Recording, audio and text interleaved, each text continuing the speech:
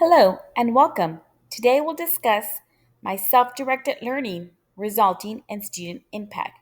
So sit back and enjoy. I want you to picture this: you're in a classroom or maybe a college advising office, and a student is struggling, not because they don't have the drive to succeed, but because the tools that could help them are locked behind a wall of unfamiliar technology. That's where I found myself, not the student, but the educator, realizing that my ability to truly help my students was limited by my own knowledge of the tools they use every day. That's when I decided I was going to earn my Google Certified Educator Level 1. Not just a badge of accomplishment, but a gateway to transforming how I engage and support students in a digital world. This was a self directed learning journey from the start. I created my own evaluation plan, mapped my milestones, and held myself accountable, just like I expect my students to do. My first step was understanding the scope of the certification. I reviewed the modules, identified skills areas that I needed to strengthen, and tracked my progress. I practiced hands on, setting up email filters to streamline communication, using Google Docs and Slide to design student focused resources.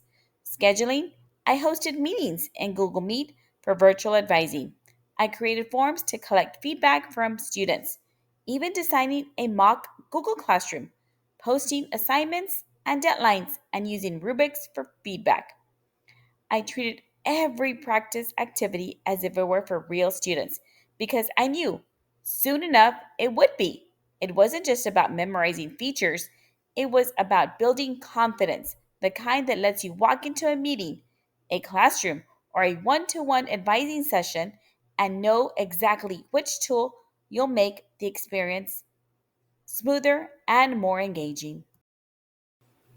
Looking back, I realized this journey mirrored the student centered learning approach I advocate in my work. In student learning, the learner takes ownership, sets goals, and reflects on progress. Exactly what I did. I wasn't waiting for formal training, I was seeking answers, experimenting, and adjusting my strategies along the way. I also learned that technology integration isn't about adding more tools, it's about selecting the right tool for the right moment. A simple Google form can empower a shy student to share their ideas without speaking up in class. A collaborative doc can help a group work together in real time from different campuses. And most importantly, I learned that comfort with technology breeds creativity. Once I stopped worrying about how to use the tools, I could start asking, how can this help my students thrive? Earning the certification was not the finish line, it was the launch pad. Next, I plan to integrate these skills directly into my college and career advising sessions. Students will learn how to leverage Google tools for scholarship tracking, resume building, and collaborative project planning.